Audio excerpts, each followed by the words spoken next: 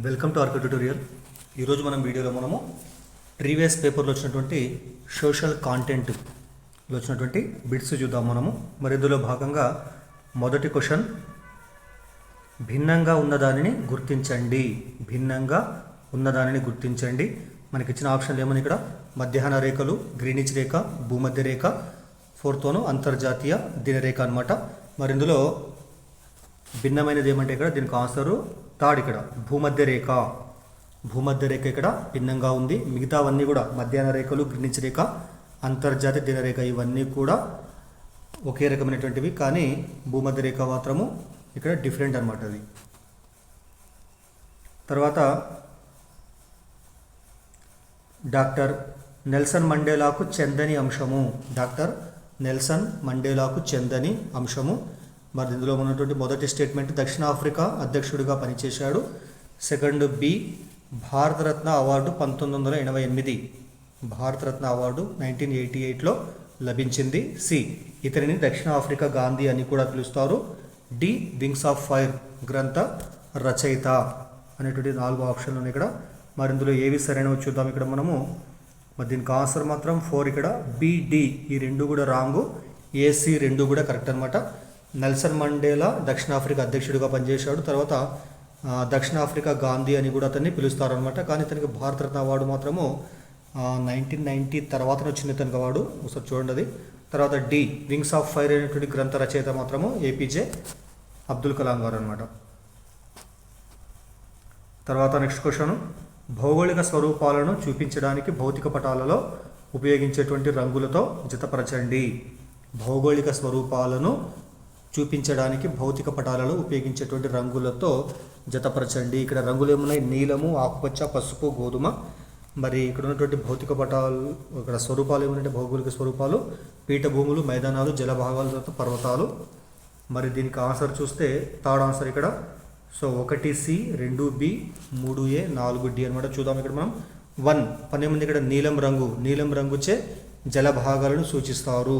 1 C, నీలం రంగు చేత జలభాగాలు సూచిస్తారు. తర్వాత ఆకుపచ్చ రంగుచే మైదానాలను సూచిస్తారు. ఆకుపచ్చ రంగు మైదానాలు. తర్వాత పసుపు రంగు పీఠభూములు, పసుపు రంగు పీఠభూములు. తర్వాత గోధుమ రంగు పర్వతాలు, గోధుమ రంగు పర్వతాలు. మరోసారి చూద్దాము. నీలం రంగు జలభాగాలు, ఆకుపచ్చ మైదానాలు, పసుపు పీఠభూములు, గోధుమ రంగు పర్వతాలు అనమాట. తర్వాత నెక్స్ట్ క్వశ్చన్ చూడండి, జతపరచండి. జతపరచండి ఇక్కడ వచ్చినటువంటి మనకి ఏమున్నాయి? ఇక్కడ లెఫ్ట్ సైడ్ శాసన నిర్మాణ శాఖ, కార్యనిర్వాహక శాఖ, తర్వాత న్యాయ శాఖ అనమాట. మరి అవతల సైడ్ నిర్ణయాలను, చట్టాలను అమలు చేసేటువంటి విభాగము, నిర్ణయాలను, చట్టాలను చేసేటువంటి విభాగము, చట్టాలను వ్యాఖ్యానించేటువంటి విభాగం. చాలా ఇంపార్టెంట్ ఇది, చాలా ఈజీ క్వశ్చన్. దీనికి ఆన్సర్ మాత్రము థర్డ్, ఇక్కడ బిఏసి.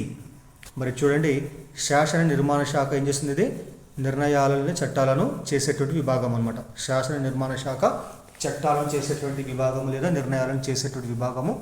సెకండ్ ఏమండి? కార్యనిర్వాహక శాఖ, ఇది నిర్ణయాలను లేదా చట్టాలను అమలు చేసేటువంటి విభాగం అనమాట. తర్వాత న్యాయ శాఖ చట్టాలను వ్యాఖ్యానించేటువంటి విభాగం. ఇది దీనికి ఆన్సర్ అవుతుంది. మరి తర్వాత క్వశ్చన్, రాష్ట్రాలు వాటి ఉనికి ఆధారంగా పడమర నుండి తూర్పుకు సరిగా అమర్చినటువంటి దానిని గుర్తించండి. రాష్ట్రాలు వాటి ఉనికి ఆధారంగా పడమర నుండి తూర్పుకు అమర్చినటువంటి ఏమైనా ఇక్కడ? సో పడమర గుజరాత్, ఫస్ట్ ఆప్షన్ గుజరాత్, మధ్యప్రదేశ్, పశ్చిమ బెంగాల్, మిజోరాము. సెకండ్ మిజోరాము, పశ్చిమ బెంగాల్, మధ్యప్రదేశ్, గుజరాత్. థర్డ్ మధ్యప్రదేశ్, పశ్చిమ బెంగాల్, మిజోరాం, గుజరాత్. ఫోర్త్ పశ్చిమ బెంగాల్, మిజోరాం, గుజరాత్, మధ్యప్రదేశ్. సో మీకు ఈజీ క్వశ్చన్ ఇది. సో పడమర సరి ఉండేటువంటి రాష్ట్రం గుజరాత్, తర్వాత నెక్స్ట్ మధ్యప్రదేశ్, తర్వాత పశ్చిమ బెంగాల్, తర్వాత మిజోరాం. కాబట్టి ఫస్ట్ వన్ ఇక్కడ ఆన్సర్ అవుతుంది. తర్వాత నెక్స్ట్ క్వశ్చన్, జతపరచండి. ఇక్కడ మతాలు ఉన్నాయి ఇక్కడ, తర్వాత వాటి యొక్క ప్రారంభకులు ఉన్నారు ఇక్కడ. ఫస్ట్ ఇస్లాము, సిక్కు మతము, క్రైస్తవ మతం, తర్వాత జైన మతం అనమాట. మరి ఇక్కడ వాటి యొక్క స్థాపకులు వర్ధమానవుడు, తర్వాత యేసుక్రీస్తు, గురునానక్, మహమ్మద్ ప్రవక్త. ఇది చాలా ఈజీ క్వశ్చన్, మీకు తెలిసింది ఇది. దీనికి ఆన్సర్ మాత్రం 2, ఇక్కడ డిసిబిఏ. మరి ఇస్లాం మతము మహమ్మద్ ప్రవక్త, సిక్కు మతము గురునానక్, క్రైస్తవ మతం యేసుక్రీస్తు, జైన మతము వర్ధమాన మహావీరుడు మరి వర్ధమానుడు. తర్వాత క్వశ్చన్ చూస్తే, సరైన వాక్యాన్ని గుర్తించండి. సరైన వాక్యాన్ని గుర్తించండి. మరి స్టేట్మెంట్ ఏ, గ్రామ సభలో గ్రామ ఓటర్లు అందరూ సభ్యులుగా ఉంటారు. బి, గ్రామ పంచాయతీ సర్పంచ్ వార్డు సభ్యులను కలిగి ఉంటుంది. గ్రామ పంచాయతీ సర్పంచ్ మరియు వార్డు సభ్యులను కలిగి ఉంటుంది. సో ఇందులో ఏ కరెక్ట్, ఏ కరెక్టా, బి కరెక్ట్, ఏబి రెండు కరెక్ట్ అన్నాడు ఇక్కడ. మరి దీనికి ఆన్సర్ మాత్రము థర్డ్ ఇక్కడ. బోత్ ఏ బి రెండు కూడా కరెక్ట్ ఇక్కడ. ఏబి అనేటువంటి రెండు స్టేట్మెంట్లు కూడా కరెక్ట్ అవుతుంది ఇక్కడ. అంటే గ్రామ సభలో గ్రామ పంచాయతీ ఉన్నటువంటి ప్రతి ఓటరు కూడా సభ్యుడిగా ఉంటాడు. అదేవిధంగా గ్రామ పంచాయతీ ఎవరు ఉంటారంటే సర్పంచ్ వార్డు సభ్యులు ఉంటారు. తర్వాత నెక్స్ట్ క్వశ్చన్, జార్జెస్ లెమైటర్కు సంబంధించి సరైనది గుర్తించండి. జార్జెస్ లెమైటర్కు సంబంధించి సరైనది గుర్తించండి. మనకి ఇచ్చినటువంటి స్టేట్మెంట్లు 4 ఉన్నాయి ఇక్కడ. ఫస్ట్ ఏ స్టేట్మెంటు, విశ్వం యొక్క ఆవిర్భావం గురించి బిగ్ బ్యాంగ్ సిద్ధాంతాన్ని మొదట జార్జెస్ లెమైటర్ ప్రతిపాదించాడు. బి, ఇతను బెల్జియంకు చెందినవాడు. సి, ప్రస్తుత విశ్వము 17.3 బిలియన్ సంవత్సరాల క్రితము ప్రారంభమైందని అతను గట్టిగా నమ్మడం జరిగింది. డి, చిన్న అణువుతో ప్రారంభమై ఈ విశ్వం ఉష్ణోగ్రత సాంద్రత పెరిగిన కారణంగా అది పేలిపోవడము జరిగింది. మరి ఇందులో ఏవి కరెక్ట్, ఏవి రాంగో చూస్తే మనము దీనికి ఆన్సర్ 3 ఏ, బి, డి ఈ 3 కూడా కరెక్ట్. కానీ సి మాత్రం రాంగ్ ఇక్కడ. మరోసారి క్వశ్చన్ చూద్దాము. జార్జెస్ లెమైటర్కు సంబంధించి సరైనది ఏమంటే ఏ, బి, డి కాబట్టి విశ్వం యొక్క ఆవిర్భావం గురించి బిగ్ బ్యాంగ్ సిద్ధాంతాన్ని మొదట జార్జెస్ లెమైటర్ ప్రతిపాదించాడు. ఇతను బెల్జియంకు చెందినటువంటి వాడు. తర్వాత చిన్న అణువుతో ప్రారంభమై ఈ విశ్వం ఉష్ణోగ్రత సాంద్రత పెరిగిన కారణంగా అది పేలిపోవడం జరిగింది. ఈ 3 కూడా కరెక్ట్. సి మాత్రం రాంగ్ ఇక్కడ. తర్వాత పుతు సలాతిన్ గ్రంథకర్త ఖ్వాజా అబ్దుల్లా మాలిక్ ఇసామి ఈ ఢిల్లీ సుల్తాన్కు సమకాలీకుడు. Futuh Salatin, okay right. ఖ్వాజా అబ్దుల్లా మాలిక్ ఇసామి ఏ ఢిల్లీ సుల్తాన్కు సమకాలీకుడు అంటే ఇతని కుతుబుద్దీన్ ఐబక, ఇల్టుట్మిషా, మహమ్మద్ బిన్ తుగ్లక్ లేకపోతే ఇబ్రాహిం లోడి అన్నాడు ఇక్కడ. మరి దీనికి ఆన్సర్ మాత్రము సో థర్డ్ ఇక్కడ మహమ్మద్ బిన్ తుగ్లక్ అబ్దుల్లా మాలిక్ ఇసామి, ఖ్వాజా అబ్దుల్లా మాలిక్ ఇసామి సమకాలీకుడు అనమాట. ఇతను రాసిన గ్రంథం పేరు ఫుతూహుస్ సలాతిన్ రైట్. తర్వాత question, in the bazaars of Hyderabad గేయ రచయిత ఎవరు? In the bazaars of Hyderabad గేయ రచయిత ఎవరంటే మనకి ఇచ్చిన ఆప్షన్లు మహాత్మా గాంధీ, సరోజినీ నాయుడు, రవీంద్రనాథ్ ఠాగూరు, అజీజ్ ఖైషీ. దీనికి ఆన్సర్ సెకండ్ ఇక్కడ Sarojini Naidu. In the bazaars of Hyderabad అనేటు గేయ రచయిత ఎవరంటే సరోజినీ నాయుడు. తర్వాత క్వశ్చన్, వలసలు వంటి జనాభా గణాంక వివరాలను తెలియజేయడానికి ఈ పటాలు ఎంతో ఉపయోగకరము. వలసలు వంటి జనాభా గణాంకాల వివరాలు తెలియజేయడానికి ఏ పటాలు ఎంతో ఉపయోగకరం అంటే మనకి ఇచ్చిన ఆప్షన్లు చారిత్రక పటములు, రాజకీయ పటములు, విషయ నిర్దేశిత పటములు, 4th వన్ భౌతిక పటములు అంట. మరి దీనికి ఆన్సర్ మాత్రము థర్డ్ ఇక్కడ విషయ నిర్దేశిత పటములు అనేటువంటివి జనాభా గణాంక వివరాలను తెలియజేయడానికి ఉపయోగకరమైనటువంటివి. మరి తర్వాత క్వశ్చన్ చూస్తే ఆర్టికల్ 171(1) దీని గురించి తెలియజేస్తుంది. ఆర్టికల్ 171 దీని గురించి తెలియజేస్తుంది. మనకి ఇచ్చినటువంటి ఇక్కడ స్టేట్మెంట్లు, రాష్ట్ర శాసన మండలి సభ్యుల సంఖ్య ఆ రాష్ట్ర శాసనసభ సభ్యుల సంఖ్యలో 1/3 వంతుకు మించరాదు. సెకండ్ ఆప్షన్, గవర్నర్కు సహాయపడడానికి ముఖ్యమంత్రి నాయకత్వంలోని మంత్రిమండలి ఉండడము. 2 లేదా ఎక్కువ రాష్ట్రాలకు ఒకే వ్యక్తిని గవర్నర్గా నియమించడము. విధాన పరిషత్లలో మహిళా రిజర్వేషన్ గురించి. మరి ఈ ఆప్షన్లో ఏది కరెక్ట్ ఆన్సర్ అవుతుందంటే ఇక్కడ సో ఫస్ట్ వన్, రాష్ట్ర శాసన మండలి సభ్యుల సంఖ్య రాష్ట్ర శాసనసభ సభ్యుల సంఖ్యలో 1/3 వంతుకు మించరాదనేటువంటిది తెలియజేసేటువంటి ఆర్టికల్ ఏదంటే ఆర్టికల్ 171లో 1వ భాగం అన్నమాట. తర్వాత నెక్స్ట్ క్వశ్చన్, వేసవిలో పొడి వాతావరణము, శీతాకాలంలో ఒక మాదిరి నుండి అధిక వర్షపాతము ఈ శీతోష్ణ స్థితి ప్రాంత ప్రధాన లక్షణము. మనకి ఇచ్చినటువంటి ఆప్షన్లు మధ్యధర శీతోష్ణ స్థితి ప్రాంతము, సవన్నాలు, ఎడారి ప్రాంతాలు, స్టెప్పీలు. మరి దీనికి ఆన్సరు ఫస్ట్ వన్ ఇక్కడ మధ్యధర శీతోష్ణ స్థితి ప్రాంతం అనమాట.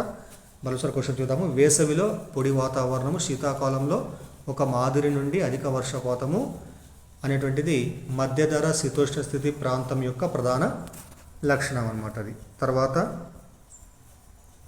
నెక్స్ట్ క్వశ్చన్ చూస్తే పల్లవ మహేంద్ర వర్మకు సంబంధించి సరైన సమాధానాన్ని ఎన్నుకోండి. పల్లవ మహేంద్ర వర్మకు సంబంధించి సరైన సమాధానాన్ని ఎంచుకోండి ఆర్ ఎన్నుకోండి. ఇచ్చినటువంటి స్టేట్మెంట్లు పల్లవ మహేంద్ర వర్మ మొదటి శైవ మతస్థుడైన తర్వాత జైన మతస్థుడిగా మారడము జరిగింది. సెకండ్ వన్, ప్రసిద్ధ శైవ కవి అప్పార్ అతని ఆస్థానంలో ఉండేటువంటి వాడు. థర్డ్ వన్, ఇతనికి చిత్రకార పులి అనేటువంటి బిరుదు కలదు. మరి ఇందులో ఏవి కరెక్ట్ అయినటువంటి ఇక్కడ సో 3 ఆన్సర్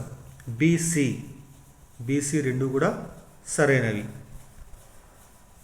పల్లవ మహేంద్ర వర్మకు సంబంధించి సరైన సమాధానాలు ఏమంటే ఇతని యొక్క ఆస్థానంలో అప్పార్ అనేటువంటి శైవ కవి ఉండేటువంటి వాడు. తర్వాత ఇతడిని చిత్రకార పులి అనేటువంటి బిరుదు కూడా కలిగి ఉన్నట్లు చెప్పడం జరిగింది ఇక్కడ. తర్వాత ఆ రెండు కూడా కరెక్ట్. తర్వాత నెక్స్ట్ వన్, క్రింది వాటిని జతపరచండి. ఇక్కడ ఉన్నటువంటి రాజవంశాలు వారి యొక్క రాజధానులు ఉన్నాయి ఇక్కడ. మరి ఇచ్చినటువంటి రాజవంశాలు కళ్యాణి, చాళుక్యులు, యాదవులు, హోయాసల, తర్వాత పాండ్యులు అనమాట. మరి ఇక్కడ ఇచ్చినటువంటి వారి యొక్క రాజధానులు ద్వారసముద్రము, మధురై, బసవ కళ్యాణి, తర్వాత దేవగిరి. చాలా ఈజీ క్వశ్చన్ ఇది. మరి దీనికి ఆన్సర్ ఒకసారి చూద్దాం మనం. సెకండ్ ఇక్కడ ఆప్షన్ సిడిఏబి. మరి ఫస్ట్ వన్ కళ్యాణి చాళుక్యులు వీళ్ళ యొక్క రాజధాని బసవ కళ్యాణి. తర్వాత సెకండ్ యాదవులు వీరి యొక్క రాజధాని దేవగిరి. తర్వాత హోయసలకు రాజధాని ద్వారసముద్రము. తర్వాత పాండ్యుల రాజధాని మధురై. సో ఇవి వారి యొక్క రాజధానులు. కళ్యాణి చాళుక్యులు కర్ణాటక, యాదవులు మహారాష్ట్ర, హోయాసల కూడా వీరు కూడా కర్ణాటక ప్రాంతం. తర్వాత పాండ్యులు వీరు తమిళనాడు ప్రాంతం. కాకతీయుల కాలం నాటి ఈ ప్రదేశాల మధ్య గల ప్రాంతాన్ని త్రిలింగ దేశమని పిలిచేవారు. కాకతీయుల కాలం నాటి ఈ ప్రదేశాల మధ్య గల ప్రాంతాన్ని త్రిలింగ దేశమని పిలిచేటువంటి వారు. మనకి ఇచ్చినటువంటి ఆప్షన్లు హనుమకొండ, అమరావతి, త్రిపురాంతకము. తర్వాత సెకండ్ వన్ కాళేశ్వరం, శ్రీశైలము, ద్రాక్షారామము. థర్డ్ వన్ శ్రీశైలము, సిద్ధవటము, అమరావతి. ఫోర్త్ వన్ సిద్ధవటము, అమరావతి, కాళేశ్వరం. Important question. మరి దీనికి ఆన్సర్ మాత్రం ఇక్కడ సెకండ్. ఇక్కడ కాళేశ్వరము, శ్రీశైలము, ద్రాక్షారామం ఈ 3 ప్రాంతాల మధ్య ఉన్నటువంటి ప్రాంతాన్ని త్రిలింగ దేశమని కాకతీయుల కాలం అప్పుడు పిలిచేటువంటి వారు అన్నమాట. తర్వాత రాజ్యాంగ సభ చివరి సమావేశం జరిగినటువంటి తేదీ. రాజ్యాంగ సభ చివరి సమావేశం జరిగిన తేదీ ఎప్పుడు అంటే మనకి ఇచ్చిన ఆప్షన్లు 1950 జనవరి 26, 1949 1949 నవంబర్ 26, 1949 జనవరి 26, 1950 జనవరి 24. చాలా ఈజీ క్వశ్చన్ ఇది కూడా.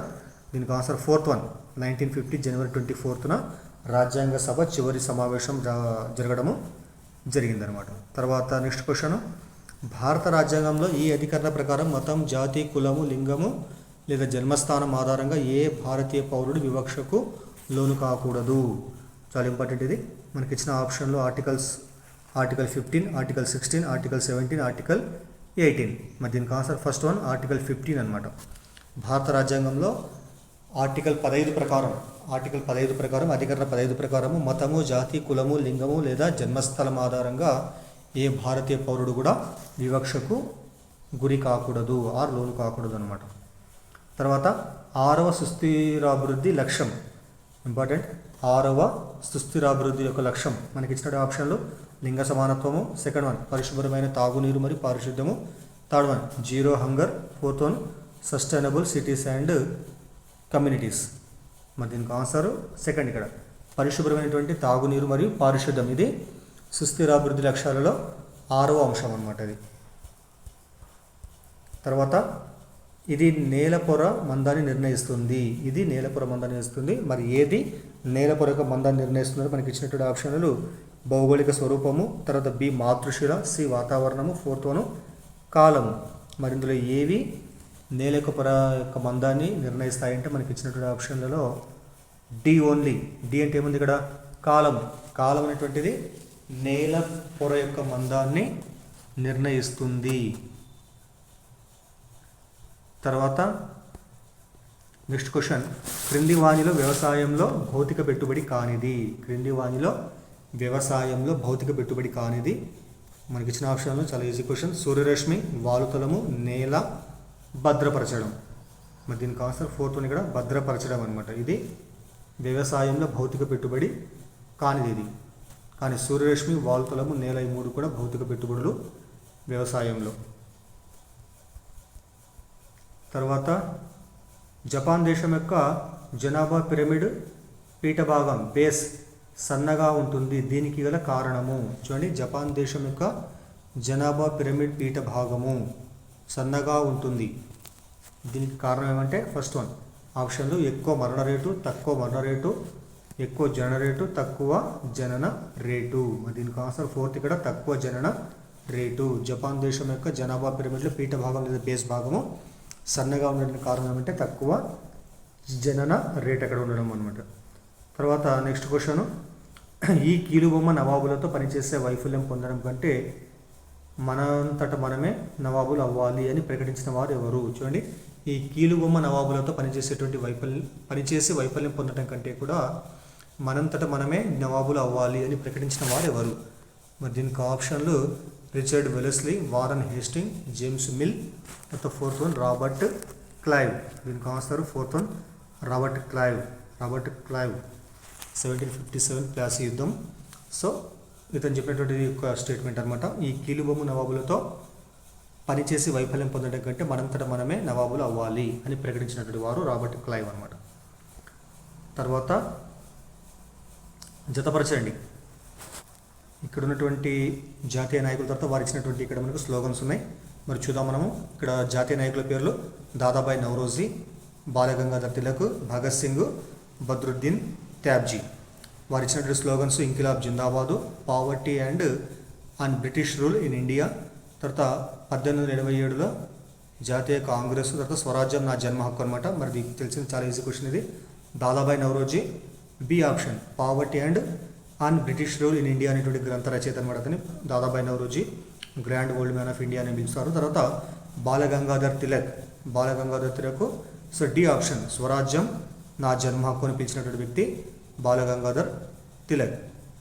తర్వాత భగత్ సింగ్ ఇంకిలాబ్ జిందాబాద్, భగత్ సింగ్, ఈ ఆప్షన్. తర్వాత ఫోర్త్ వన్ బద్రుద్దీన్ ట్యాబ్జీ 1887వ సంవత్సరం కాంగ్రెస్ అధ్యక్షుడు అనమాట, ఐఎన్సి అధ్యక్షుడు. ఆప్షన్ 2 బీడీఎస్సి. రైట్. తర్వాత జతపరచుము. ఇక్కడ సరే లెఫ్ట్ సైడ్ ఏమైనా ఇక్కడ వహాదత్ ఈ దీన్, తర్వాత బాద్షా ఖాన్, తర్వాత 1931లో కాంగ్రెస్ అధ్యక్షులు, తర్వాత దక్షిణ భారతదేశంలో ఉప్పు సత్యాగ్రహాన్ని నడిపినటువంటి నాయకులు ఇక్కడ. మరి అక్కడ ఉన్నటువంటి మనకు రైట్ సైడ్ ఉన్నటువంటి ఆప్షన్లు ఏమున్నాయి? రాజగోపాలాచారి, మౌలానా ఆజాదు, ఖాన్ అబ్దుల్ గఫార్ ఖాను, సర్దార్ వల్లభాయ్ పటేల్. మరి దీనికి ఆన్సరు సో ఫోర్త్ ఇక్కడ బీసీడీఏ. మరి బీసీడీఏ కాబట్టి ఫస్ట్ ఏముంది ఇక్కడ వహాదత్ ఈ దీన్. దీనికి జతపరిచేటువంటి అంశము మౌలానా ఆజాద్. వహాదత్ ఈ దీన్ యొక్క దీనికి ఆప్షన్ మౌలానా ఆజాదు. తర్వాత సెకండ్ వన్ బాద్షా ఖాన్ అని పిలిచేటువంటి వ్యక్తి ఎవరంటే ఖాన్ అబ్దుల్ గఫార్ ఖాన్. సరిహద్దు గాంధీ, బాద్షా ఖాన్, ఖాన్ అబ్దుల్ గఫార్ ఖాన్, సి ఆన్సర్. తర్వాత 1931 1931లో కాంగ్రెస్ అధ్యక్షులు ఎవరంటే డి ఆప్షన్ సర్దార్ వల్లభాయ్ పటేల్. తర్వాత ఫోర్త్ వన్ దక్షిణ భారతదేశంలో ఉప్పు సత్యాగ్రహాన్ని నడిపినటువంటి నాయకులు, ఈ ఆప్షన్ రాజగోపాలాచారి. తర్వాత నెక్స్ట్ క్వశ్చన్, హిమాలయాలకు సంబంధించి సరైన వాక్యాలను గుర్తించండి. హిమాలయాలకు సంబంధించి సరైన వాక్యాలను గుర్తించండి. మనకి ఇచ్చినటువంటి యొక్క వాక్యాలు స్టేట్మెంట్లు. ఫస్ట్ వన్ ఉన్నత హిమాలయాలు యొక్క ప్రధాన భాగము గ్రానైట్తో ఏర్పడింది.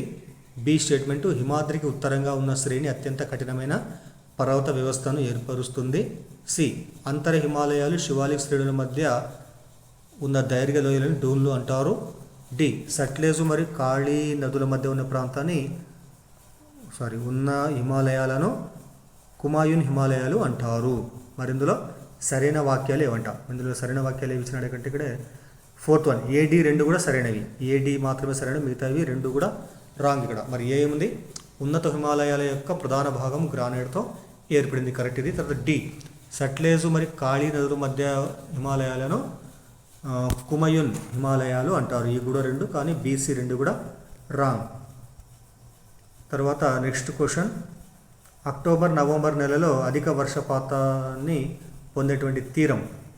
అక్టోబర్ నవంబర్ నెలలో అధిక వర్షపాతం పొందే తీరం ఏమంటే ఇక్కడ మనకి ఇచ్చిన ఆప్షన్లు కెనరా తీరము, గిర్ తీరము, మలబార్ తీరము, తర్వాత కోరమండల్ తీరం. మరి దీనికి ఆప్షన్ మాత్రం ఫోర్త్ ఇక్కడ కోరమండల్ తీరం. కోరమండల్ తీరం అనేటువంటిది అక్టోబర్ నవంబర్ నెలలో అధిక వర్షపాతాన్ని పొందేటువంటి తీరం అనమాట, అది కోరమండల్ తీరం. తర్వాత టెన్నిస్ కోర్టు ప్రతిజ్ఞా సమయంలో 3వ ఎస్టేట్ ప్రతినిధులను నాయకత్వము వహించిన వారు. టెన్నిస్ కోర్టు ప్రతిజ్ఞా సమయంలో 3వ ఎస్టేట్ ప్రతినిధులకు నాయకత్వం వహించిన వారు ఎవరంటే మనకి ఇచ్చిన ఆప్షన్లు బెయిలీ, లీ బార్బియర్ మరియు జీన్ పాల్ మరట్. తర్వాత సెకండ్ ఆప్షన్ బెయిలీ, మిరాబ్యూ మరియు అబ్బేసియస్. థర్డ్ వన్ బెయిలీ, క్యూలెట్స్ మరియు ట్యూలరిస్. ఫోర్త్ వన్ బెయిలీ, కామిల్లే మరియు డెస్మాలిస్. దీనికి ఆన్సర్ మాత్రం సెకండ్ ఇక్కడ బెయిలీ, మిరాబ్యూ మరియు అబ్బేసియస్. సో టెన్నిస్ కోర్టు ప్రతిజ్ఞా సమయంలో 3వ ఎస్టేట్ ప్రతినిధులకు నాయకత్వం వహించినటువంటి వారు బెయిలీ, మిరాబ్యూ మరియు అబ్బేసియస్. తర్వాత భారతదేశంలో బ్రిటిష్ ప్రభుత్వము మొదటి అటవీ పాఠశాలను స్థాపించినటువంటి ప్రాంతం. భారతదేశంలో బ్రిటిష్ ప్రభుత్వము మొదటి అటవీ పాఠశాలను స్థాపించినటువంటి ప్రాంతం ఏంటంటే మనకి ఇచ్చిన ఆప్షన్లు సిమ్లా, డెహ్రాడూన్, హరిద్వార్, నైనితాల్. దీనికి ఆన్సర్ సెకండ్ ఇక్కడ డెహ్రాడూన్. భారతదేశంలో బ్రిటిష్ ప్రభుత్వం మొదటగా అటవీ పాఠశాలను డెహ్రాడూన్లో స్థాపించింది. తర్వాత నెక్స్ట్ క్వశ్చన్, వ్యవసాయ రంగంలో భూమి తర్వాత ఆవశ్యకమైన ఉత్పత్తి కారకం. వ్యవసాయ రంగంలో భూమి తర్వాత ఆవశ్యకమైనటువంటి ఉత్పత్తి కారకం ఏంటంటే మనకి ఇచ్చిన ఆప్షన్లు శ్రమ, ఎరువులు, మార్కెట్, రవాణా సదుపాయాలు. మరి దీనికి ఆన్సర్ మాత్రం ఇక్కడ ఫస్ట్ వన్ శ్రమ.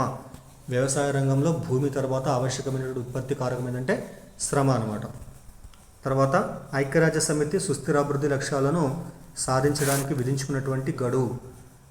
ఆప్షన్ 2025, 2030, 2035, 2037. ఇంపార్టెంట్ ఇది 2030ని ఐక్యరాజ్య సమితి సుస్థిరాభివృద్ధి లక్ష్యాలను సాధించడానికి విధించుకున్నటువంటి గడువు అనమాట. తర్వాత నెక్స్ట్ క్వశ్చన్, భారతదేశంలో అతిపెద్ద వంట నూనె ఉత్పత్తిదారు. భారతదేశంలో అతిపెద్ద వంట నూనె ఉత్పత్తిదారు ఏదంటే మనకి ఇచ్చిన ఆప్షన్లు Cofco, Tyson Foods, Cargill Foods, Kerry Group అనమాట. మరి దీనికి ఆన్సర్ మాత్రము థర్డ్ ఇక్కడ కార్గిల్ ఫుడ్స్. కార్గిల్ ఫుడ్స్ అనేటువంటిది భారతదేశంలో అతిపెద్ద వంట నూనె ఉత్పత్తిదారు అనమాట.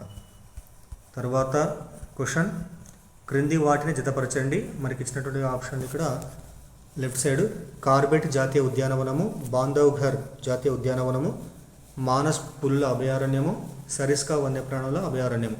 ఆ ఉన్నటువంటి రాష్ట్రాలు మనకి ఇచ్చినాడు ఇక్కడ మధ్యప్రదేశ్, అస్సాము, రాజస్థాన్, ఉత్తరాఖండ్. చాలా ఈజీ క్వశ్చన్ ఇది కూడా.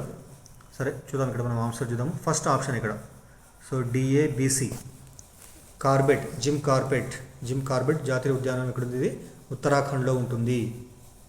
కార్బెట్ జాతీయ ఉద్యానవనం ఒకటే, జిమ్ కార్బెట్ జాతీయ ఉద్యానవనము ఉత్తరాఖండ్లో ఉంది. తర్వాత సెకండ్ ఏ కాబట్టి బాంధవ్ఘర్ జాతీయ ఉద్యానవనము మధ్యప్రదేశ్లో ఉంటుంది. తర్వాత మానస్ పుల్ల అభయారణ్యము అస్సాంలో ఉంది. మానసు పుల్ల అభయారణ్యము అస్సాంలో. తర్వాత సరిస్కా వన్యప్రాణుల అభయారణ్యము రాజస్థాన్లో ఉంటుంది. తర్వాత క్వశ్చన్ చూస్తే సరాసరి సముద్ర మట్టం నుండి 3000 మీటర్ల ఎత్తులో ఇటీవల నిర్మించినటువంటి ప్రపంచంలోనే అతి పొడవైన హైవే టన్నెల్ ఏదైనా ఇక్కడ హైవే టన్నెల్ ఏదైనా ఇక్కడ మనకి ఇచ్చిన ఆప్షన్లు అటల్ టన్నెల్, తర్వాత doctor Shyam Prasad Mukherjee tunnel, Zojila tunnel, తర్వాత కుతిరా టన్నెల్ అనమాట. మరి దీనికి ఆన్సర్ మాత్రం ఫస్ట్ ఇక్కడ అటల్ టన్నెల్. సరాసరి సముద్ర మట్టం నుండి 3000 మీటర్ల ఎత్తులో ఇటీవల నిర్మించినటువంటి ప్రపంచంలోని అతి పొడవైనటువంటి హైవే టన్నెల్ అటల్ టన్నెల్. తర్వాత జతపరచము క్వశ్చన్ చూద్దాం మనము. ఇక్కడ మనకు రబ్బరు, టీ, ప్రత్తి, తర్వాత గోధుమ ఇచ్చినాడు. ఇక్కడ యువతల సైడ్ ఏమన్నా ఇక్కడ అనుకూల పరిస్థితులు ఏమి ఇచ్చినాడంటే ఇక్కడ చల్లని వాతావరణం, ప్రకాశవంతమైనటువంటి సూర్యరశ్మి, 210 రోజులు మంచు లేని వాతావరణము, ప్రకాశవంతమైన సూర్యరశ్మి, 200 సెంటీమీటర్ల కంటే ఎక్కువ వర్షపాతము, సూర్యరశ్మి 20 డిగ్రీల కంటే ఎక్కువ ఉష్ణోగ్రత ఉండాలి. తర్వాత సంవత్సరం పొడవునా వెచ్చటి తేమతో కూడిన మంచు లేని వాతావరణం ఉండాలంట. ఇక్కడ జత చేస్తే మనము దీనికి ఆన్సర్ థర్డ్ అవుతుంది ఇక్కడ సిడిబిఏ. సిడిబిఏ కాబట్టి మరి చూద్దాం ఫస్ట్ ఇక్కడ మనము రబ్బర్కి ఎటువంటి వాతావరణం అంటే సి ఆప్షన్ కాబట్టి 200 సెంటీమీటర్ల కంటే ఎక్కువ వర్షపాతం ఉండి సూర్యరశ్మి 20 డిగ్రీల సెంటీగ్రేడ్ కంటే కూడా ఎక్కువ ఉష్ణోగ్రత కలిగి ఉండాలన్నమాట. ఇది రబ్బర్కు. తర్వాత టీకు డి కాబట్టి సంవత్సరం పొడవున వెచ్చని తేమతో కూడిన మంచు లేని వాతావరణం ఉండాలి. డి ఆప్షన్ అవుతుంది సెకండ్కు. మరి తర్వాత పత్తి తాడుకు బి కాబట్టి 210 రోజులు మంచు లేని వాతావరణము, ప్రకాశవంతమైనటువంటి సూర్యరశ్మి ఉండాలి. తర్వాత ఫోర్త్ వన్ గోధుమ. మరి గోధుమకు ఆన్సరు చల్లటి వాతావరణం, ప్రకాశవంతమైనటువంటి సూర్యరశ్మి ఉండాలి. ఇది గోధుమకు అవసరమైనటువంటి వాతావరణం అన్నమాట. తర్వాత క్వశ్చన్ చూద్దాము. భారతదేశాన్ని గల్ఫ్, ఎర్ర సముద్ర ఓడరేవులతో కలిపిన పూర్వ వలసవాద కాలం నాటి ఓడరేవు ఏదన్నాడు. ఇక్కడ మనకి ఇచ్చిన ఆప్షన్లు హజీరా, పారాదీపు, మాధవ్పూరు, సూరత్. దీనికి ఆన్సర్ ఫోర్త్ ఇక్కడ సూరత్ అనమాట. భారతదేశాన్ని గల్ఫ్, ఎర్ర సముద్ర ఓడరేవులతో కలిపినటువంటి పూర్వ వలసవాద కాలం నాటి ఓడరేవు ఏదంటే సూరత్ అనమాట. తర్వాత నెక్స్ట్ పారిశ్రామికీకరణ కాలంలో భారతీయ కొనుగోలుదారులు వస్త్రాన్ని కొనుగోలు చేసేటప్పుడు ఈ లేబుల్ను చూస్తే నమ్మకంగా ఉంటారు అని బ్రిటిష్ వ్యాపారస్తులు భావించారు. పారిశ్రామికీకరణ కాలంలో భారతీయ కొనుగోలుదారులు వస్త్రాన్ని కొనుగోలు చేసేటప్పుడు ఈ లేబుల్ను చూస్తే అంటే ఏ లేబుల్ను చూస్తే నమ్మకంగా ఉంటారని బ్రిటిష్ వ్యాపారస్తులు భావించేవారంటే మనకి ఇచ్చినటువంటి ఆప్షన్లు లివర్పూల్లో తయారైనవి, యార్క్షైర్లో తయారైనవి, లండన్లో తయారైనవి, మాంచెస్టర్లో తయారైనవి. దీనికి ఆన్సర్ మాత్రం ఫోర్త్ ఇక్కడ మాంచెస్టర్లో తయారైనవి అనేటువంటి లేబుల్ చూస్తే భారతీయులు నమ్మకంగా ఉండేవారు అనమాట ఆ యొక్క లేబుల్ చూస్తే. తర్వాత నెక్స్ట్ క్వశ్చన్ చూస్తే ఉకియో అంటే తేలియాడే ప్రపంచం యొక్క చిత్రాలు అనేటువంటి కళారూపాన్ని ఉపయోగించినటువంటి వారు ఎవరు? వచ్చిన ఆప్షన్లు మైకెలాంజెలో, డొనాటెల్లో, తర్వాత లియోనార్డో డావిన్సీ, కిటగావా, ఉతమారో. మరి దీనికి ఆన్సర్ మాత్రము ఫోర్త్ ఇక్కడ కిటగావా, ఉతమారో అనేటువంటి వారు ఉకియో అంటే తేలియాడే ప్రపంచం యొక్క చిత్రాలు అనేటువంటి కళారూపాన్ని ఉపయోగించినటువంటి వారు అన్నమాట. తర్వాత నెక్స్ట్ క్వశ్చన్ ప్రభుత్వం విధించిన అవరోధాలను లేదా పరిమితులను తొలగించడాన్ని ఇలా అంటారు. ప్రభుత్వం విధించినటువంటి అవరోధాలను లేదా పరిమితులను తొలగించడాన్ని ఏమంటారంటే మనకి ఇచ్చిన ఆప్షన్లు సరళీకరణ, ప్రపంచీకరణ, ప్రైవేటీకరణ, సాధారణీకరణ. మరి దీనికి ఆన్సర్ ఫస్ట్ వన్ సరళీకరణ అనమాట. అది లిబరలైజేషన్. రైట్. తర్వాత నెక్స్ట్ క్వశ్చన్ చూస్తే ఉన్నత నిమ్న స్థాయి ప్రభుత్వాల మధ్య జరిగేటువంటి అధికార విభజనను ఇలా పిలుస్తారు. ఉన్నత నిమ్న స్థాయి ప్రభుత్వాల మధ్య జరిగేటువంటి అధికార విభజనను ఏమని పిలుస్తారంటే మనకి ఇచ్చిన ఆప్షన్లో ఉన్నత స్థాయి అధికార విభజన, సెకండ్ వన్ నిలువు అధికార విభజన, థర్డ్ వన్ సమాంతర అధికార విభజన, ఫోర్త్ వన్ ప్రత్యేకమైన అధికార విభజన. మరి దీనికి ఆన్సర్ మాత్రం సెకండ్ ఇక్కడ నిలువు అధికార విభజన. ఉన్నత నిమ్న స్థాయి ప్రభుత్వాల మధ్య జరిగేటువంటి అధికార విభజనను నిలువు అధికార విభజన అని పిలవడం జరుగుతుంది. తర్వాత మార్చెసా ఆఫ్ మాంటువాగా ప్రసిద్ధి చెందినటువంటి ప్రతిభావంతమైన మహిళ. మనకిచ్చిన ఆప్షన్లో విటోర్నో డా ఫెల్ట్రే, తర్వాత కసండ్రా ఫెడలే, తర్వాత ఇసబెల్లే డి ఎస్తే, తర్వాత మికిలోజో. దీనికి ఆన్సర్ మాత్రం థర్డ్ ఇక్కడ ఇసబెల్లా డి ఎస్తే అనేటువంటి వారు మార్చెసా ఆఫ్ మాంటువాగా ప్రసిద్ధి చెందినటువంటి ప్రతిభావంతమైనటువంటి మహిళ అన్నమాట. తర్వాత వస్త్రాల తయారీ ప్రక్రియ యొక్క సరైన క్రమం ఏమిటంటే మనకి ఇచ్చిన ఆప్షన్లు spinning, carding, ginning, ginning, carding, spinning, weaving. Fourth one carding, spinning, ginning, weaving అనమాట. మరి దీనికి ఆన్సర్ మాత్రం థర్డ్ ఇచ్చినట్టు ఇక్కడ జిన్నింగ్, కార్డింగ్, స్పిన్నింగ్, వీవింగ్. ఇది వస్త్రాల తయారీ యొక్క సరైనటువంటి క్రమం. తర్వాత 2014వ సంవత్సరంలో భారత ప్రభుత్వం ప్రారంభించినటువంటి పథకం ఇచ్చిన ఆప్షన్లు జాతీయ గ్రామీణ ఆరోగ్య machine, digital India mission, Swachh Bharat machine, Beti Bachao Beti Padhao. మరి దీనికి ఆన్సరు థర్డ్ ఇక్కడ స్వచ్ఛ భారత్ మిషన్ను 2014వ సంవత్సరంలో ప్రారంభించడము జరిగింది. అక్టోబర్ 2 అనుకుంటే గాంధీ జయంతి రోజు. తర్వాత నెక్స్ట్ ఖండాలకు సంబంధించి ఎత్తైన పర్వతాల ఆధారంగా జతపరచబడిన వాటిలో సరికానిది. ఖండాలకు సంబంధించి ఎత్తైనటువంటి పర్వతాల ఆధారంగా జతపరిచినటువంటి వాటిలో సరికానిది ఏమన్నా ఇక్కడ మనకి ఇచ్చిన ఆప్షన్లు ఆఫ్రికా కిలిమంజారో, దక్షిణాఫ్రికా అకాన్ కాగ్వా, ఐరోపా మెక్కిన్లే, అంటార్కిటికా విన్సన్ మాసిఫ్. మరి దీనికి ఆన్సర్ థర్డ్ ఇక్కడ ఐరోపా మెక్కిన్లే అనేటువంటి రాంగ్. ఇక్కడ మిగతావన్నీ కూడా కరెక్ట్. మరి మిగతా కరెక్ట్ ఏమని ఇక్కడ ఆఫ్రికాలో కిలిమంజారో, తర్వాత దక్షిణ అమెరికా అకాన్ కాగ్వా, అంటార్కిటికాలో విన్సన్ మాసిఫ్. ఈ 3 కూడా కరెక్ట్, కానీ థర్డ్ ఆప్షన్ మాత్రము రాంగ్ ఇక్కడ. తర్వాత హూణుల దండయాత్ర ఫలితంగా పతనమైనటువంటి సామ్రాజ్యం. హూణుల దండయాత్ర ఫలితంగా పతనమైన సామ్రాజ్యం ఇది మనకి ఇచ్చిన ఆప్షన్లు అహోం సామ్రాజ్యం, గుప్త సామ్రాజ్యము, శాతవాహన సామ్రాజ్యం, తర్వాత మౌర్య సామ్రాజ్యం. దీనికి ఆన్సర్ మాత్రం 2 ఇక్కడ గుప్త సామ్రాజ్యం. హూణుల దండయాత్ర ఫలితంగా పతనమైన సామ్రాజ్యము గుప్త సామ్రాజ్యం. తర్వాత ఈ క్రింది వాణిలో పూరక వస్తువులకు ఉదాహరణ కానిది. ఈ క్రింది వాణిలో పూరక వస్తువులకు ఉదాహరణ కానిది మనకి ఇచ్చిన ఆప్షన్లు car, petrol, second one coffee, tea, third one shoes, సాక్స్లు, ఫోర్త్ వన్ తాళం చెవి. మరి ఇందులో పూరక వస్తువులకు ఉదాహరణ కానిది అంటే మరి దీనికి ఆన్సర్ సెకండ్ ఇక్కడ కాఫీ, టీ అనమాట. మిగతావి ఇవన్నీ కూడా పూరక వస్తువులకు ఉదాహరణలు అవుతున్నాయి. మరి కారు, పెట్రోలు, తర్వాత షూసు, సాక్స్లు, తర్వాత తాళం చెవి అన్నీ కూడా పూరక వస్తువులకు ఉదాహరణలు. తర్వాత ఒక రాజకీయ పార్టీ అంటే కొందరు పౌరులు రాజకీయ సంఘంగా కలిసి పనిచేసే దాదాపు వ్యవస్థీకృతమైన సమూహం అని పేర్కొన్నవారు ఎవరు? మనకి ఇచ్చిన ఆప్షన్లు Lord Bryce, Edmund Burke, third one Gilchrist, fourth one Leacock. Option మాత్రం ఫోర్త్ ఇక్కడ లీకాక్ అనేటువంటి వారు ఒక రాజకీయ పార్టీ అంటే కొందరు పౌరులు రాజకీయ సంఘంగా కలిసి పనిచేసేటువంటి దాదాపు వ్యవస్థీకృతమైన సమూహం అని నిర్వచించిన వారు లేదా పేర్కొన్నవారు Leacock.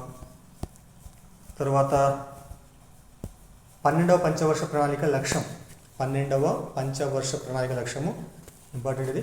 So first one option సత్వర సుస్థిరమైన ఎక్కువ సమ్మిళిత వృద్ధి, సెకండ్ వన్ సమానత్వము సామాజిక న్యాయంతో కూడిన ఆర్థిక వృద్ధి, థర్డ్ వన్ పేదరిక నిర్మూలన స్వావలంబన, ఫోర్త్ వన్ మానవ వనరుల అభివృద్ధి. దీనికి ఆన్సర్ మాత్రం ఫస్ట్ ఇక్కడ సత్వర సుస్థిరమైన ఎక్కువ సమ్మిళిత వృద్ధి అనేటువంటిది 12వ పంచవర్ష ప్రణాళిక యొక్క లక్ష్యం. ఐ థింక్ ఇదే చివరి ప్రణాళిక, దాని తర్వాత నీతి ఆయోగ్ రావడం జరిగింది కాబట్టి సో 12th పంచవర్ష ప్రణాళిక ఇది చివరి ప్రణాళిక అనుకుంటాం. చివరి ప్రణాళిక 12th 5 years ప్లాన్. రైట్. తర్వాత మెథడ్ చూద్దాం మనం. Social method. సాంఘిక సామాజిక శాస్త్రాలకు సంబంధించి సరైన సమాధానం గుర్తించండి. సాంఘిక సామాజిక శాస్త్రాలకు సంబంధించి సరైన సమాధానం గుర్తించండి. మరి ఇందులో మొదటి స్టేట్మెంట్ సాంఘిక శాస్త్రము ఆచరణ యోగ్యమైనది. బి సామాజిక శాస్త్రాలు సిద్ధాంత జ్ఞానానికి ప్రాముఖ్యతనిస్తాయి. సి రెండింటిలో సమైక్య విధానంలో విషయ జ్ఞానము అందించబడుతుంది. ఇందులో మన సరైన సమాధానం ఏంటంటే ఇక్కడ సెకండ్ ఇక్కడ ఏబి 2 సరైనవి, సి మాత్రం రాంగ్. ఇక్కడ సాంఘిక శాస్త్రం ఆచరణ యోగ్యమైనది, సామాజిక శాస్త్రాలు సిద్ధాంత జ్ఞానానికి ప్రాముఖ్యతనిస్తాయంటే 2 కూడా కరెక్ట్. తర్వాత సాంఘిక శాస్త్ర బోధనకు సంబంధించి కొఠారి కమిషన్ ప్రతిపాదనలలో లేనిది. సాంఘిక శాస్త్ర బోధనకు సంబంధించి కొఠారి కమిషన్ ప్రతిపాదనలో లేనిది ఏమంటే మనకి ఇచ్చినటువంటి స్టేట్మెంట్ 4 ఉన్నాయి. ఆప్షన్లు ఫస్ట్ ఆప్షను ఉన్నత పాఠశాలలో ప్రత్యేక విషయంగా బోధించాలి, పరీక్షింపదగిన విషయంగా మార్చాలి, సమైక్య పద్ధతిలో బోధన జరగాలి, ఆర్థిక శాస్త్రాన్ని సాంఘిక శాస్త్రం నుంచి వేరు చేయాలి. ఇందులో ఏది కొఠారి కమిషన్ యొక్క ప్రతిపాదన లేదంటే దీనికి ఆన్సర్ ఫోర్త్ ఇక్కడ ఆర్థిక శాస్త్రాన్ని సాంఘిక శాస్త్రం నుంచి వేరు చేయనేటువంటిది కొఠారి కమిషన్ యొక్క ప్రతిపాదన లేదు. మరి ఉన్నటువంటివి ఏమైతే ఇప్పుడు 1, 2, 3 కాబట్టి ఉన్నత పాఠశాలలో ప్రత్యేక విషయంగా సాంఘిక శాస్త్ర బోధన జరగాలి, తర్వాత పరీక్షింపదగినటువంటి విషయంగా మార్చాలి, తర్వాత సమైక్య పద్ధతిలో బోధన జరగాలి. ఈ 3 కూడా కొఠారి కమిషన్ యొక్క ప్రతిపాదనలు అన్నమాట.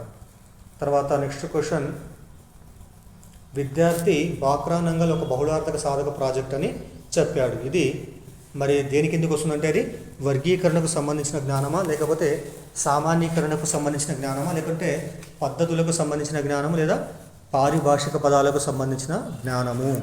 మరి దీనికి ఆన్సరు ఫోర్త్ ఇక్కడ పారిభాషిక పదాలకు సంబంధించిన జ్ఞానం కిందికి వస్తుందన్నమాట. ఇది ఏదంటే విద్యార్థి బాక్రానంగల్ ఒక బహుళార్థక సాధక ప్రాజెక్ట్ అని చెప్పడం అనేటువంటిది. తర్వాత నెక్స్ట్ క్వశ్చన్, విలువలకు సంబంధించి క్రింది వాణిలో సరైన సమాధానం గుర్తించండి. విలువలకు సంబంధించి క్రింది వాణిలో సరైన సమాధానం గుర్తించండి. మరి ఏ స్టేట్మెంట్ విద్యా లక్ష్యాలే విద్యా విలువలు అని చెప్పిన వారు కన్నింగ్ హామ్ అంట. తర్వాత విలువలు ఉద్వేగాలపై ఆధారపడి ఉంటాయని చెప్పినటువంటి వారు జేఎస్ బ్రుబేచర్ అంట. మరి దీనికి ఆన్సర్ మాత్రము థర్డ్ ఇక్కడ ఏ కరెక్ట్, ఏ ఒకటే కరెక్ట్ అంటే ఇక్కడ విద్యా లక్ష్యాలే విద్యా విలువలు చెప్పినటువంటి వారు కన్నింగ్ హామ్, బి మాత్రం రాంగ్ అవుతుంది. మరి తర్వాత నెక్స్ట్, క్రింది వాణిలో విద్యా ప్రణాళిక నిర్మాణ సూత్రాలు ఏవి? క్రింది వాణిలో విద్యా ప్రణాళిక నిర్మాణ సూత్రాలు ఏవి? మనకి ఇచ్చినటువంటి స్టేట్మెంట్లు సమాజ కేంద్రీకృత సూత్రము, బి ఉపయోగిత సూత్రము, సి సమతులిత సూత్రము, డి నిర్దేశిత అభ్యసన సూత్రం. మరి ఇందులో ఏది విద్యా ప్రణాళిక నిర్మాణ సూత్రాలు అవుతాయంటే ఫోర్త్ ఇక్కడ ఏబిసి 3 అవుతాయి, కానీ ఫోర్త్ మాత్రము డి మాత్రం కాదు. ఇక్కడ మరోసారి చూద్దాము. సమాజ కేంద్రీకృత సూత్రము, ఉపయోగిత సూత్రము, సమతులిత సూత్రం ఈ 3 కూడా విద్యా ప్రణాళిక నిర్మాణ సూత్రాలు అవుతాయి, కానీ డి మాత్రం కాదు. తర్వాత సామాజిక నిర్మాణాత్మక వాదము విమర్శనాత్మక బోధనా పద్ధతులను ప్రతిబింబించే విద్యా ప్రమాణాలు. మనకి ఇచ్చినటువంటి స్టేట్మెంట్లు భావనల అవగాహన, బి పఠ నైపుణ్యము, సి చదివి అర్థం చేసుకుని వ్యాఖ్యానించడము, డి సమకాలీన అంశాలపై ప్రతిస్పందన. మరి ఇందులో ఏవి అంటే దీనికి ఆన్సరు థర్డ్ ఇక్కడ సిడి. ఈ సిడి 2 కూడా సామాజిక నిర్మాణాత్మక వాదము విమర్శనాత్మక బోధనా విధానాలను ప్రతిబింబించేటువంటి విద్యా ప్రమాణాలు అవుతాయి, కానీ ఏబీ కావు. మరోసారి సిడి ఒకసారి ఆన్సర్ చూస్తే చదివి అర్థం చేసుకుని వ్యాఖ్యానించడం, తర్వాత సమకాలీన అంశాలపై ప్రతిస్పందన 2 కూడా ఆన్సర్ అవుతున్నాయి. తర్వాత జాన్ డ్యూయి ప్రకారము సమస్య పరిష్కారం పద్ధతిలోని 4వ సోపానం. జాన్ డ్యూయి ప్రకారము సమస్య పరిష్కారము పద్ధతిలో 4వ సోపానం ఏదైనా ఇక్కడ మనకి ఇచ్చినటువంటి ఆప్షన్లు సమస్యను నిర్వచించడము, దత్తాంశ సేకరణ, నిశ్చిత అభిప్రాయాలకు రావడము, దత్తాంశ విశ్లేషణ.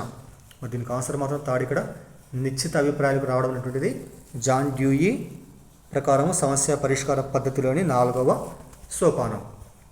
తర్వాత నిగమనాత్మక పద్ధతికి సంబంధించి సరికాని ప్రవచనాన్ని గుర్తించండి. నిగమనాత్మక పద్ధతికి సంబంధించి సరికాని ప్రవచనాన్ని గుర్తించండి. మనకి ఇచ్చినటువంటి ఆప్షన్లు కాలాన్ని పొదుపు చేస్తుంది, పునర్విమర్శకు ఉపకరిస్తుంది, థర్డ్ వన్ సమస్య పరిష్కార సామర్థ్యం పెంపొందుతుంది, ఫోర్త్ వన్ జ్ఞాపక శక్తికి ప్రాధాన్యత తక్కువ.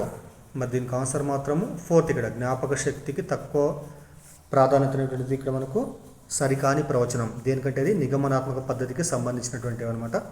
మరి నిగమనాత్మక పద్ధతికి సంబంధించి సరైన అంశాలు ఏమైతే ఇప్పుడు 1, 2, 3 అవుతాయి.